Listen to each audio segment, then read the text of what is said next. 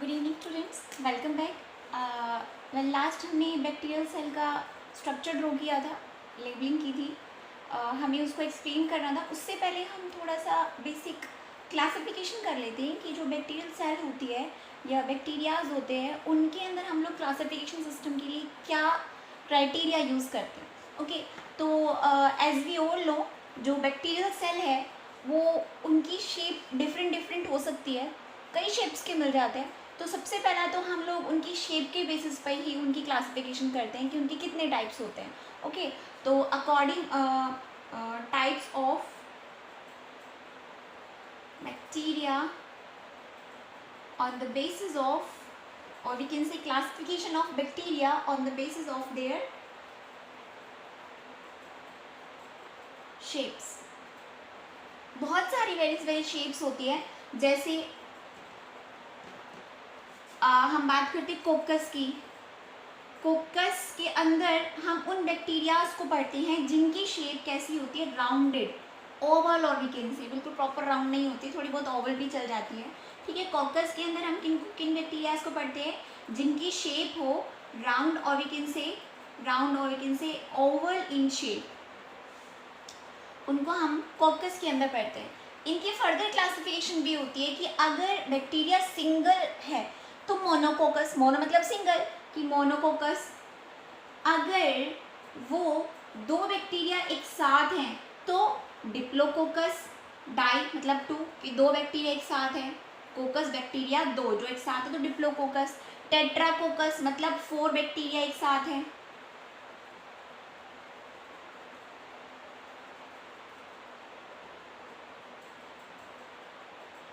Tetracoccus. Staphylococcus में क्या होता है कि एक ग्रुप बना हुआ होता है।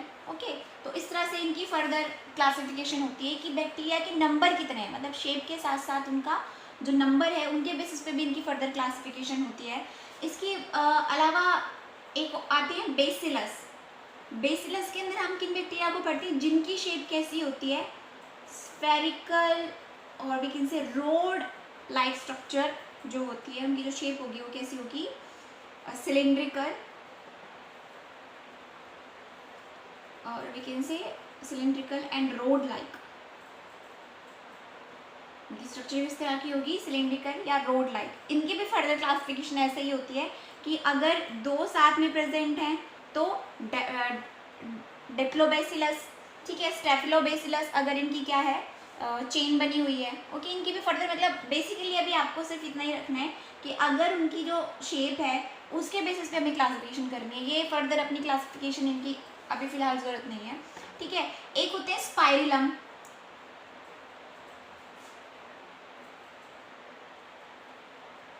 स्पाइरिलम मतलब जिनका जो शेप हो वो कैसी हो, कोर्क स्क्रू शेप, मतलब इस तरह से कैसी हो, कोर्क स्क्रू, मतलब थोड़ी सी जैसे वो कहते हैं कि स्पाइरल बाइंडिंग करवा ला इसकी। स्पाइरल मतलब वो एक जैसे यूं यूं यूं घुमावदार स्पाइरल होते हैं, स्पाइरल मतलब घुमावदार, तो ऐसे ही नहीं इस तरह से कॉर्क स्क्रू शेप्ड हो तो स्पाइरलम के अंदर आती है। इनकी फर्दर क्लासिफिकेशन नहीं होती है। ठीक है, स्पाइरलम हो गया। और इसके अलावा और बेसिस हो गए, एक विब्रियो होता है, विब्रियो के अंदर हम किनको पढ़ते हैं जिनकी जो स्ट्रक्चर है, जो जिनकी शेप है वो कोमा लाइक होती है, इस तरह से यूं, जैसे कोमा होता है ना यूं, मतलब कोमा शेप्ड होते हैं। ठीक है, इनके अंदर भी फर्दर क्लासिफिकेशन नहीं होती है। विब्रियो कोलेरा इसी के अंदर आता है जो हमारी स्टमक एक कोज करता है। और इसके अलावा एक बर्डेड हो गया, बर्डेड में मतलब बर्ड्स की, मतलब बहुत छोटे छोटे से बर्ड से निकले हुए होते हैं। ठीक है, और स्टॉक्ड हो गया। स्टॉक्ड में क्या होता है कि छोटा सा स्टॉक होता है पीछे की तरफ, इस तरह से, ये नीचे स्टॉक होता है, वो स्टॉक के अंदर आता है। मतलब हम बैक्टीरिया की क्लासिफिकेशन उनकी शेप के बेसिस पे भी कर सकते हैं कि उनकी शेप किस तरह की है।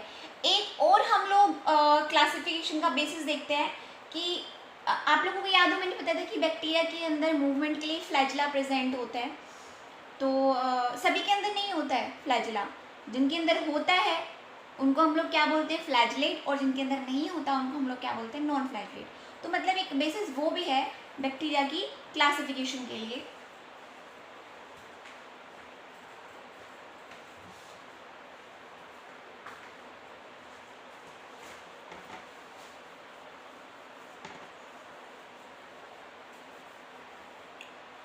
मतलब टाइप्स ऑफ, और we can say classification of bacteria on the basis of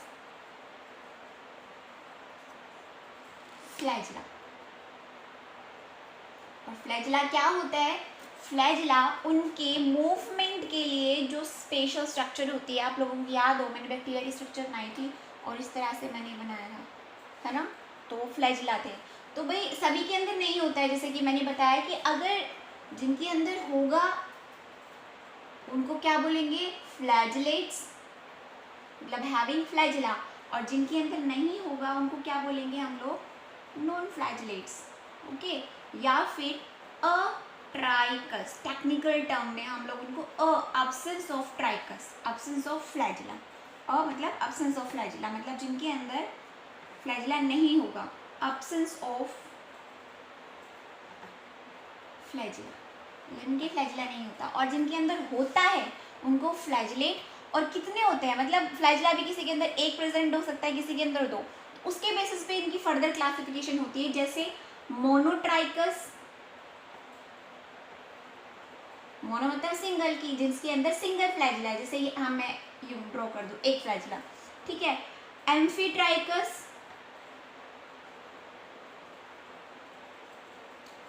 जिनके अंदर एम्फी का मतलब था बोथ, इस तरह से फ्लैजला है, दोनों एंड्स पर फ्लैजला हो, एम्फी मतलब दोनों एंड्स पर, ठीक है। एक होता है लोफोट्राइकस, लोफोट्राइकस में क्या होता है, मतलब एक जो फ्लैजला है ना उसका बहुत सारा ग्रुप एक ही एंड पे प्रेजेंट है, लोफोट्राइकस, ठीक है। मैं इसको इरेज कर रही हूँ और इसके फर्दर टाइप्स में यहाँ पे लिख रही हूँ।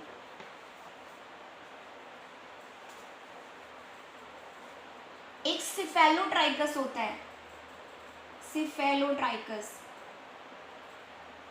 देखो सिफेलो का मतलब होता है हेड, हेड रीजन, ठीक है।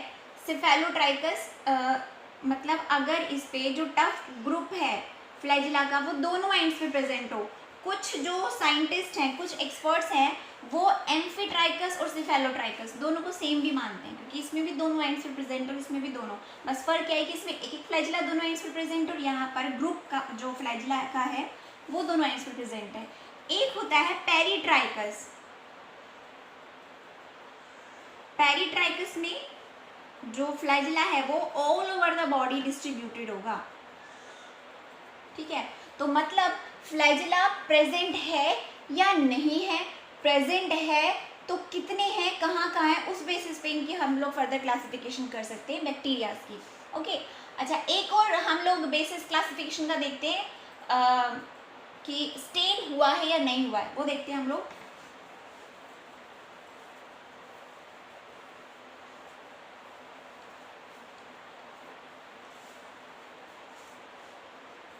तो स्टेनिंग के बेसिस पे हम लोग बैक्टीरिया वो डिवाइड करते हैं दो टाइप्स में, gram positive and gram negative bacteria.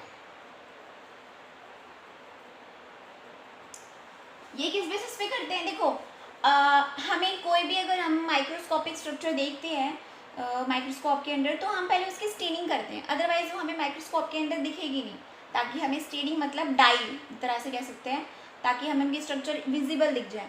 तो अगर आप लोगों ने एक दो स्लाइड्स देखी हों तो हमें जनरली ब्लू या पर्पल या थोड़ी सी पिंक की शेड्स दिखाई देते हैं कि भाई उनकी लाइनिंग इस तरह की है, क्योंकि जनरली हम स्टेन यही यूज़ करते हैं, ठीक है।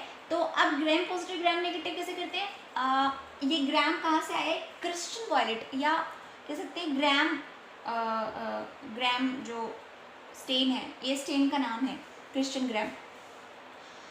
वो अगर किसी के अंदर जब स्टेनिंग के बाद भी रह जाती है, मतलब प्रेजेंट रहती है, तो पॉजिटिव मतलब प्रेजेंट है, और अगर नहीं रहती है तो नेगेटिव। तो इसमें हम क्या करते हैं, एक बार देख लेना कि हम करते क्या है, कि सबसे पहले तो हम बैक्टीरिया की करते हैं स्टेनिंग, किससे, बैक्टीरिया की स्टेनिंग करेंगे किससे, weakly alkaline solution of crystal violet या क्रिस्टल ब्लू ग्राम, ये स्टेनिंग का नाम है, स्टेन है। उसके बाद हमने ये स्टेनिंग के बाद हमने इसको छोड़ दिया कुछ देर तक बैक्टीरिया को, ताकि उसकी स्टेनिंग हो जाए, मतलब कलर आ जाए, वो अच्छे से एब्जॉर्ब कर ले इसको। उसके बाद क्या करते हैं, उसके बाद हम लोग बैक्टीरिया की करते हैं वॉशिंग। वॉशिंग कैसे, सबसे पहले तो हम लोग जो फर्स्ट स्टेप होगा वॉशिंग का वो होगा 0.5% आयोडीन सॉल्यूशन से, बिल्कुल अच्छे से वॉशिंग करनी है। उसके बाद सेकेंड स्टेप में हम क्या करेंगे, वाटर से वॉश करेंगे। उसके बाद थर्ड स्टेप में हम करेंगे एब्सोल्यूट अल्कोहल से वॉशिंग, या फिर हम लोग एसीटोन भी ले सकते हैं, ठीक है।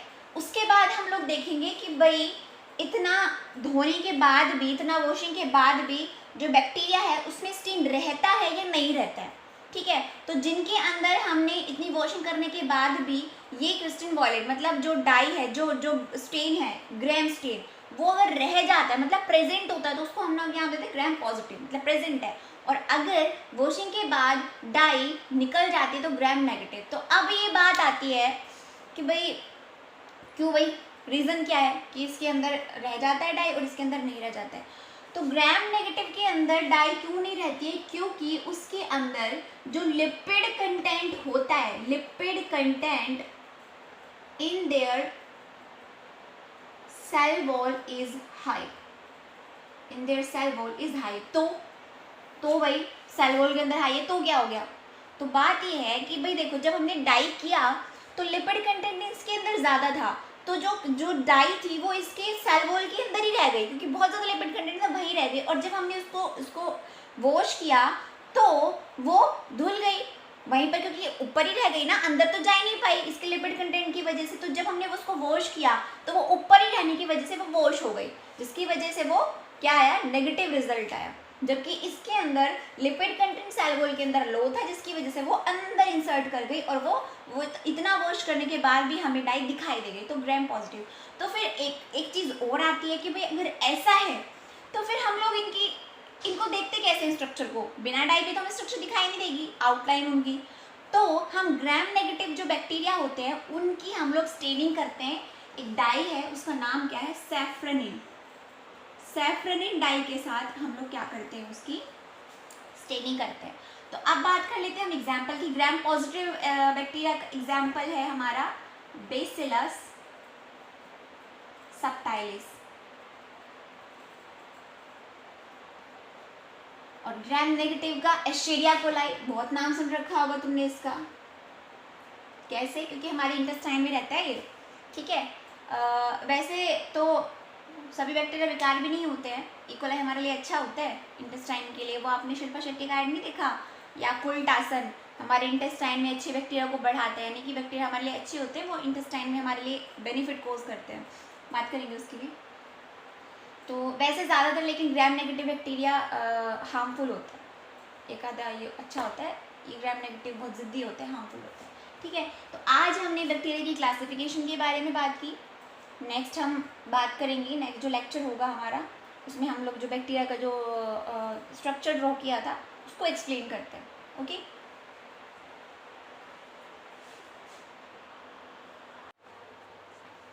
हेलो स्टूडेंट्स, हमारा जो नेक्स्ट टॉपिक रहेगा वो हमारी जो बैक्टीरियल सेल हमने ड्रॉ की थी उसके जो कंपोनेंट्स हैं उनको पढ़ने का रहेगा। तो अगर आप लोगों को याद हो तो हमने जो बैक्टीरियल सेल बनाई थी उसमें हमने क्या क्या चीज़ें बनाई थी, सेल एनवेलप, साइटोप्लाज्म, साइटोप्लाज्म के अंदर क्या क्या स्ट्रक्चर होती है, न्यूक्लियोइड, ओके, और फ्लैजिला, प्लाई, फिम्ब्री, ठीक है। तो हम वन बाय वन इनको पढ़ लेते हैं। तो सेल एनवेलप की बात करें तो सेल एनवेलप जो आउटर कवरिंग है, तो इसमें 3 चीज़ें बनाई थी हमने। एक तो आउटर मोस्ट, जो आप लोगों को याद हो, हमने बनाई थी म्यूसिलेज की शीट बनाई थी, म्यूसिलेज की शीट बनाई थी ना हमने, याद होगा आपको, एक ऐसे डॉट डॉट करके, तो जिसको हम लोग ग्लाइकोकेलिक्स का नाम देते हैं, ग्लाइकोकेलिक्स, ठीक है। तो सबसे पहले इसी की बात कर लेते हैं हम लोग। ये जो ये वैसे ज़रूरी नहीं है कि बैक्टीरिया के अंदर अगर प्रेजेंट ना हो तो बैक्टीरिया सर्वाइव नहीं करेगा, ये सर्वाइवल के लिए एसेंशियल नहीं होती है।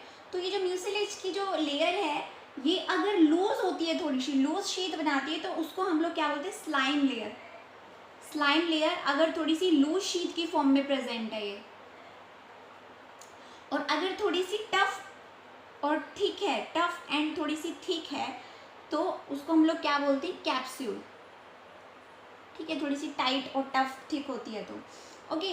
तो ये स्मूथ मतलब थोड़ा सा स्टिकी कैरेक्टर प्रोवाइड करती है, स्टिकी कैरेक्टर प्रोवाइड करती है बैक्टीरिया को, जिसकी वजह से इसके कुछ सेकेंडरी फंक्शन, जैसे कि एक तो सबसे पहला तो स्टिकी है, कैरेक्टर प्रोवाइड करेगी तो अटैचमेंट में हेल्प करेगा किसी भी होस्ट सेल के ऊपर, और इसके अलावा ये प्रोटेक्शन प्रोवाइड करेगा।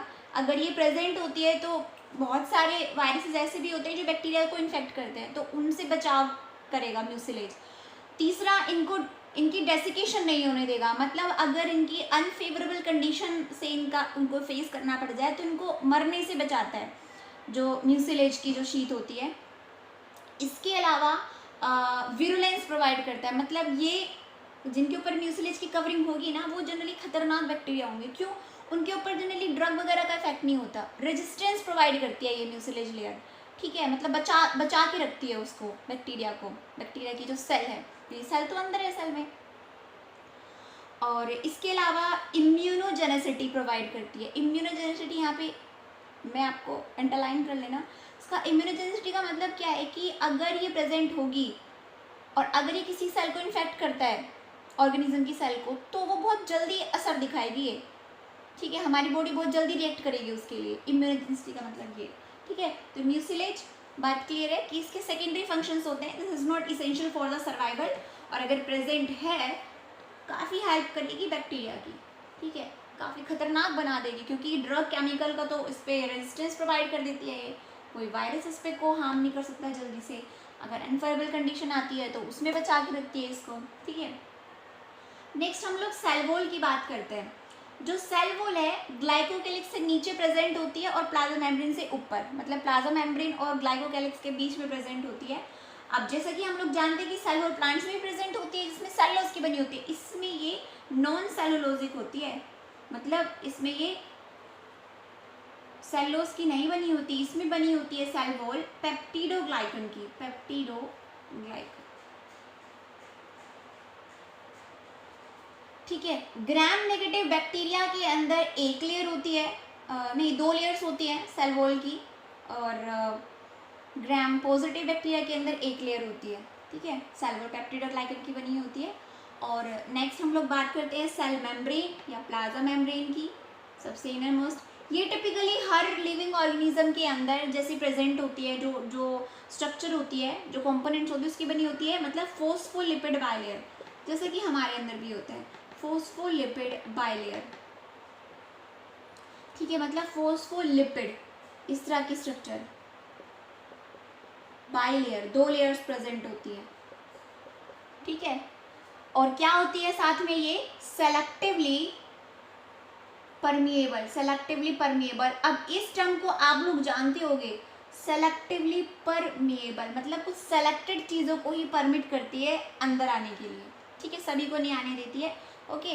तो cell membrane is phospholipid bilayer and it is selectively permeable. इसके साथ ही जो इनकी जो सेल मेम्ब्रेन होती है वो मेटाबॉलिकली एक्टिव होती है। अभी मेटाबॉलिकली एक्टिव मैंने आप लोगों को, जब मैंने डायग्राम इसका ड्रॉ कर रही थी, तो मैंने आपको बताया था कि उसके ऊपर प्लाज्मा मेम्ब्रेन के ऊपर ही रेस्पिरेटरी एंजाइम्स प्रेजेंट थे, ठीक है, तो रेस्पिरेशन में हेल्प करा दी, इसीलिए हम इसको मेटाबॉलिकली एक्टिव बोलते हैं, ओके। अब आते हैं हम लोग साइटोप्लाज्म के पास, सेल डेवलप की बात हो गई, साइटोप्लाज्म में। अब साइटोप्लाज्म में ही प्रेजेंट होता है न्यूक्लियोइड। चलो न्यूक्लियोइड की बात हम बाद में करेंगे, पहले हम लोग बात कर लेते हैं कि मीजोजोम। मीजोजोम आपको याद हो, एक इनफोल्डिंग होती है, प्लाज्मा मेम्ब्रेन से ही आती है, ठीक है, और इसका काम क्या होता है, मतलब ये मीजोजोम इक्विवेलेंट होते हैं यूकैरियोटिक माइटोकॉन्ड्रिया के, मतलब हमारे अंदर जो काम माइटोकॉन्ड्रिया करता है, प्रोकैरियोट्स के अंदर माइटोकॉन्ड्रिया का काम मीजोजोम करेगा, ठीक है, मतलब माइटोकॉन्ड्रिया का काम क्या होता है, एनर्जी बनाना। तो मीजोसोम क्या करता है, रेस्पिरेशन में हेल्प कराता है।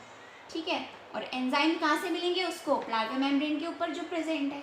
ठीक है, मीजोसोम न्यूक्लियर से ये अटैच भी हो सकता है या फिर नहीं भी हो सकता है। ठीक है, दो तरह के भी होते हैं, सेप्टल और लेटरल। सेप्टल अगर न्यूक्लियोइड से अटैच्ड है, अटैच्ड विद न्यूक्लियोइड, और अगर न्यूक्लियोइड से अटैच नहीं है, नॉट अटैच्ड विद न्यूक्लियोइड, तो उसको नाम क्या देंगे, लेटरल। ठीक है,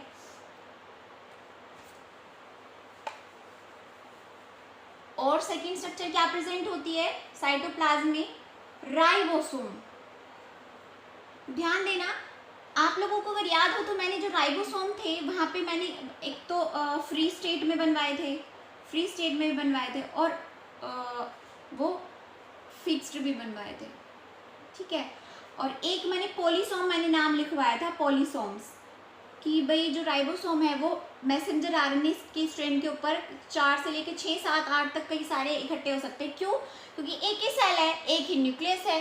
ठीक है, तो सारे काम एक ही सेल को करने पड़ रहे हैं, यूनिसेलर होता है क्योंकि ये, तो इसलिए एक ही टाइम पर एक टाइप के बहुत सारे प्रोटीन बनाने का काम करते हैं, इसलिए इकट्ठे प्रेजेंट होते हैं। ठीक है, ये जो स्ट्रैंड है ना, ये mRNA होता है, मैसेंजर आरएनए होता है, उसके ऊपर राइबोसोम प्रेजेंट होते हैं। जो फ्री स्टेट में राइबोसोम प्रेजेंट होते हैं उनका काम होता है सेल के अंदर ही जो इंट्रासेलुलर है उसका प्रोटीन बनाने के लिए और फिर बाहर सप्लाई करने के लिए। ठीक है, अच्छा, जो एक और चीज, जो राइबोसोम इनके अंदर प्रेजेंट होते हैं उनका टाइप होता है 70S टाइप, 70S टाइप के होते हैं। ठीक है, यहाँ पर S का मतलब क्या है, सिडबर्ग यूनिट या फिर सेडिमेंटेशन कोफिशिएंट।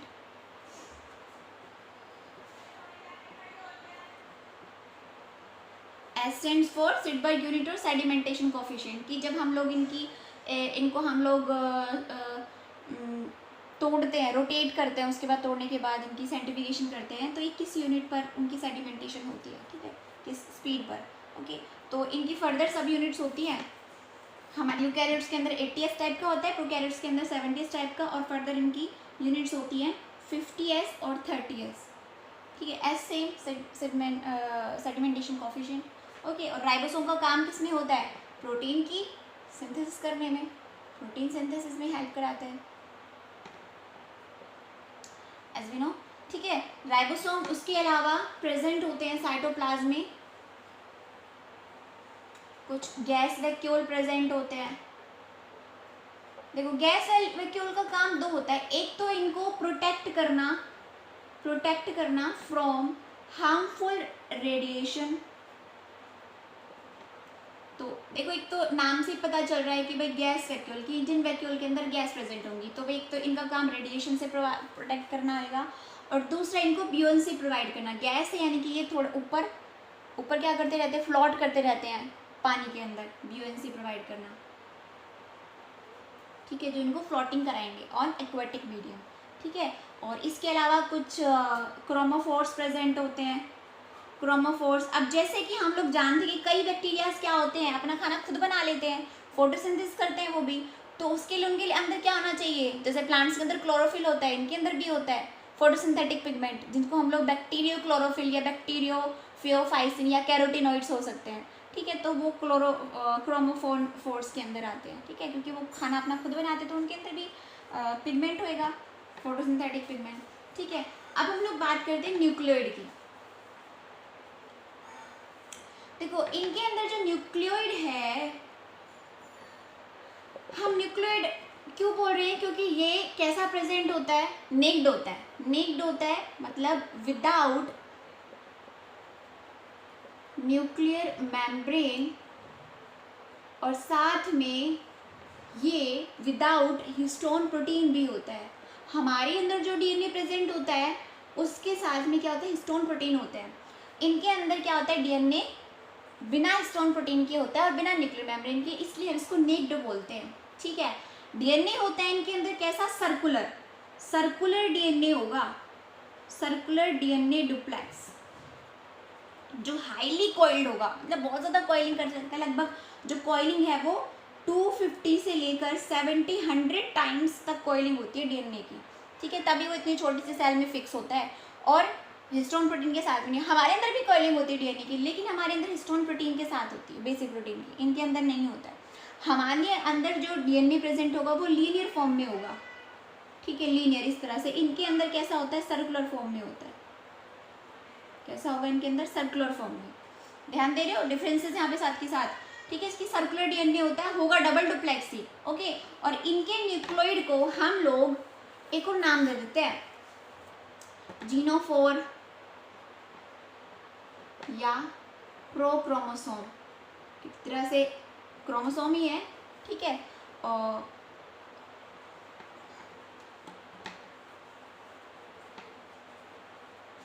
हम लोग जानते हैं कि जो साइटोप्लाज्म में ये एज इट इज़ प्रेजेंट होता है, ओके। न्यूक्लियोइड हो गया। एक और बात करनी है मेरे को प्लाज्मिड की। वैसे ये जो चीज़ होती है ना प्लाज्मिड, ये हर बैक्टीरिया के अंदर प्रेजेंट नहीं होती है, लेकिन अगर किसी के अंदर प्रेजेंट होती है तो कुछ फिनोटिपिक कैरेक्टर्स आते हैं उसके अंदर, कुछ कैरेक्टर एक्स्ट्रा कैरेक्टर आएंगे अगर एक्स्ट्रा चीज़ प्रेजेंट है। तो असल में ये एक्स्ट्रा क्रोमोसोमल डीएनए सेगमेंट होता है, एक्स्ट्रा क्रोमोसोमल, देखो नाम से ही पता चल रहा है, extra chromosomal segment of DNA, मतलब क्रोमोसोमल जो डीएनए है उससे जो एक्स्ट्रा प्रेजेंट है, मतलब ये भी डीएनए है असल में, सर्कुलर डीएनए होता है ये भी, लेकिन ये एक्स्ट्रा है, ठीक है। एक्स्ट्रा मतलब मैंने अभी बताया कि जरूरी नहीं है सभी में हो, लेकिन अगर है एक्स्ट्रा है तो एक्स्ट्रा कैरेक्टर होंगे, ठीक है। तो ये मैं क्यों बता रही हूँ, क्योंकि इसका यूज़ हम लोग भी करते हैं, बहुत इंपॉर्टेंट, बहुत खास चीज़ है। जेनेटिक इंजीनियर का नाम सुना है, उसमें बहुत सारी जो चीज़ें हैं वो प्लाज्मिड पर बेस्ड हैं, उसमें बहुत सारी जो टेक्निक्स हैं जो हम लोग एक्सपेरिमेंट्स करते हैं वो प्लाज्मिड के ऊपर बेस्ड है। एक्स्ट्रा क्रोमोसोमल डीएनए का सेगमेंट होता है, अगर किसी बैक्टीरिया के अंदर प्रेजेंट है तो वो इनको क्या कैरेक्टर प्रोवाइड करेगा, या तो रेजिस्टेंस प्रोवाइड करेगा, मतलब अगर इस तरह का प्लाज्मिड प्रेजेंट है जिसके अंदर रेजिस्टेंट जीन्स हो, उसके ऊपर कोई दवाई कोई एंटीबायोटिक असर नहीं करेगी, रेजिस्टेंस प्रोवाइड करेगा। या फिर उसके अंदर कुछ टॉक्सिन जीन्स होते हैं, तो टॉक्सिन जीन्स हैं तो क्या करेगा, वो किसी सेल को अगर इन्फेक्ट करता है तो टॉक्सिन रिलीज करता है जिसकी वजह से वो जल्दी मर जाए सेल, मतलब हार्मफुल होते हैं। भाई इनके लिए तो फ़ायदा ही है, हमारे लिए नुकसान है लेकिन इनके तो फ़ायदा है, ठीक है। या फिर फर्टिलिटी फैक्टर, फर्टिलिटी फैक्टर मतलब ये इस प्लाज्मिड को अपने अंदर से दूसरे बैक्टीरिया के अंदर भी ट्रांसमिट कर सकते हैं। अगर आप लोगों को याद हो तो रिकम्बिनेशन मैंने बताया था, रिकम्बिनेशन हो गया, रिकम्बिनेशन नहीं, ट्रांसडक्शन, ट्रांसफॉर्मेशन, ये इसी के ही टाइप्स हैं। तो कॉन्जुगेशन, फर्टिलिटी मतलब अगर प्लाज्मिड है तो ये फर्टिलिटी फैक्टर में एक बैक्टीरिया से दूसरी बैक्टीरिया के अंदर ट्रांसफ़र कर सकता है, ठीक है। तो जो ट्रांसमिट करेगा जिसके अंदर ये प्लाज्मिड प्रेजेंट है उसको हम लोग F पॉजिटिव बोलेंगे या फिर डोनर, और जिसके अंदर जाता है उसके अंदर उसको हम लोग F नेगेटिव या फिर क्या बात करेंगे हम लोग, रेसिपेंट का नाम देंगे, ठीक है। ये प्लाज्मिड की बात हो गई। अब बात करते हैं हम लोग फ्लैजिला और पिलाई की। देखो फ्लैजिला हम जानते हैं कि इनकी मूवमेंट में हेल्प कराता है, और क्या होता है, वन स्ट्रैंडेड होगा। वन स्ट्रैंडेड का मतलब कि हमारे अंदर यूकैरियोट्स के अंदर अगर फ्लैजिला प्रेजेंट होता है तो उसकी 9+2 की अरेंजमेंट होती है, मतलब इस तरह से कुछ प्रोटीन होते हैं जो इस तरह से होते हैं, 9+2, 1 2 3 4 5 6 7 8 9 और 2 अंदर। इनके अंदर ऐसा कुछ अरेंजमेंट नहीं होता, बहुत सिंपल अरेंजमेंट होती है, वन स्टैंडर्ड इसलिए बोलते हैं, ठीक है। हमारे अंदर होती है 11 स्टैंडर्ड, और जिस प्रोटीन का बना हुआ होता है उसका नाम होता है फ्लैजिलिन, ठीक है। मूवमेंट में हेल्प कराता है बेसिकली जो फ्लैजिला होता है, ठीक है। और जो पिलाई और फिम्बरी है, पिलाई एंड फिम्बरी, जो छोटी छोटी मैंने स्ट्रक्चर बनाई थी ना फिम्बरी, इनका काम क्या होता है, पिलाई और फिम्बरी का, जब भी मैंने बताया था ना कि जो बैक्टीरिया होते हैं वो प्लाज्मिड को दूसरे के अंदर ट्रांसफ़र करते हैं, तो जो बैक्टीरिया हैं वो एक से दूसरे में ट्रांसफ़र कैसे करेंगे, तो ये अपने बीच में ना कॉन्जुगेशन ट्यूब बना लेते हैं, एक ट्यूब बना लेते हैं। तो वो जो कॉन्जुगेशन ट्यूब है ना, दिस कॉन्जुगेशन ट्यूब, ये पिलाई की हेल्प से ही बनती है, ये पिलाई ही आपस में जोड़ती है। ठीक है, तो ये था हमारा बैक्टीरिया का पूरा स्ट्रक्चर जो हमने डिस्कस कर लिया। नेक्स्ट हम इसके और कुछ कैरेक्टरिस्टिक्स डिटेल में डिस्कस करेंगे। तब के लिए इतना ही काफ़ी है।